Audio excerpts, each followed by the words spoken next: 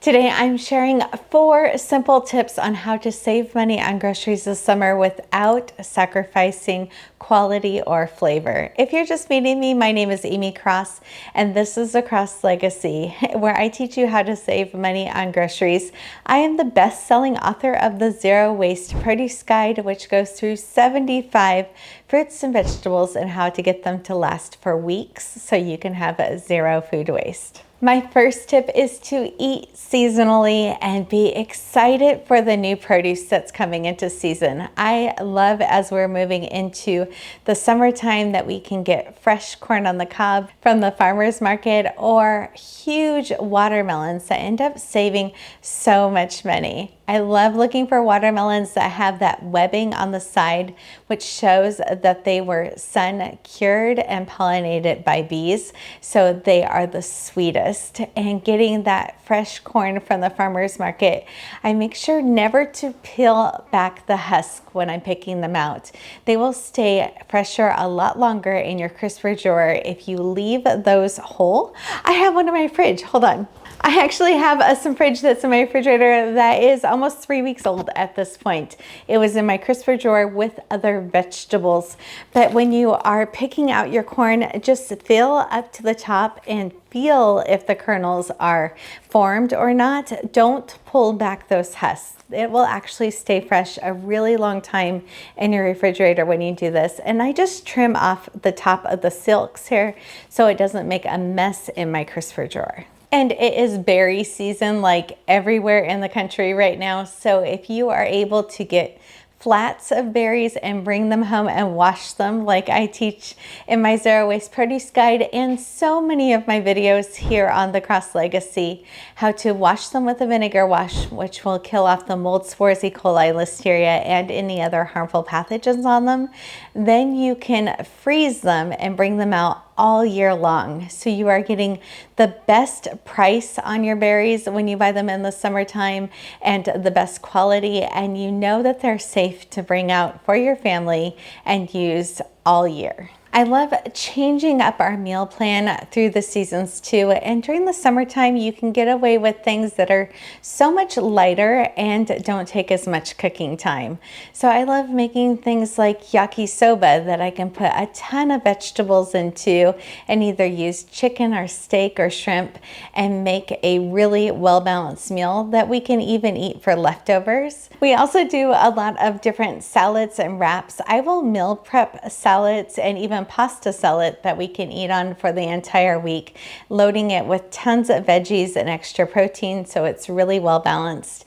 And whenever I'm making something like taco meat, I'm always making multiple batches of it at the same time. So whatever I need for taco meat for about a month or 2 months, I cook that all in one large pan at one time, and then I put that in the freezer so I can pull them out once a week in smaller packages and have cooked taco meat ready to go, because our family can eat tacos at least once a week. It's also fun during this time to look into your freezers and see if there's some meat things that you can use up different ways than you had planned.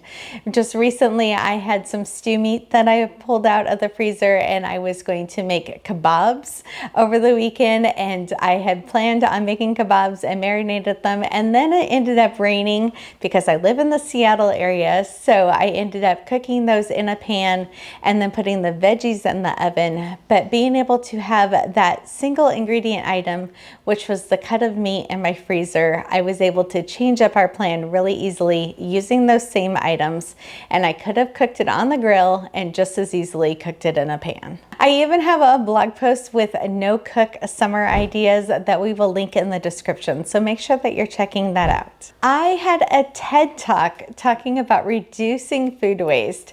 So this is something that I'm actually an expert in and have been in the media all over the world, but one of those tips is being able to repurpose your leftovers that you're using to make it into a totally different meal.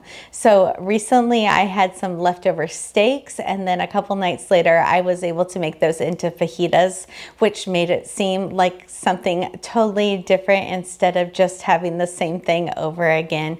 But oftentimes when I have extra protein, I will cut up dice up extra chicken or ham, and I will put those in the freezer and able to pull those out later. Or if you're planning on using them later in the week, you can put them in the refrigerator in a glass container. But when you start thinking about how you can repurpose the proteins that you're making, it's really easy to throw together those quick and easy meals without throwing away leftovers that are going bad. Something else in the summertime is I always make sure that we have flour tortillas or some sort of tortillas in the house. It seems like bread spoils a lot quicker in the summertime, and I'll either leave half of it in the freezer for bread and just pull out half.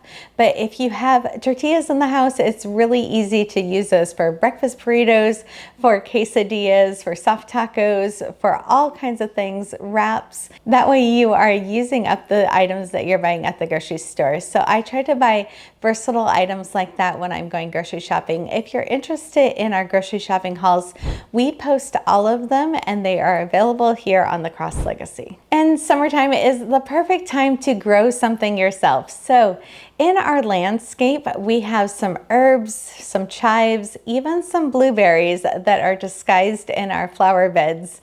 And we are able to go and grab some of the items whenever we want outside. Oh, and there's some asparagus too out in our flower beds. And then in our garden, we are able to grow other vegetables. But even if you have a really small space, you'll be surprised of what you can grow, tucking it into your flower beds or on your patio into a small pot, and be able to experience growing some of your own food. And if you don't want to grow your own food, you probably know somebody by the end of the summertime that's trying to get rid of some zucchinis, if they grow any at their house. Make sure that you take one of those, and I have a secret healthy brownie recipe that has zucchini in it that we will link in the descriptions. If you're just meeting me, make sure that you follow the Cross Legacy. We have over 600 videos teaching you how to save money on groceries here on the channel, from eating seasonally, using your produce items, and tons of meal ideas.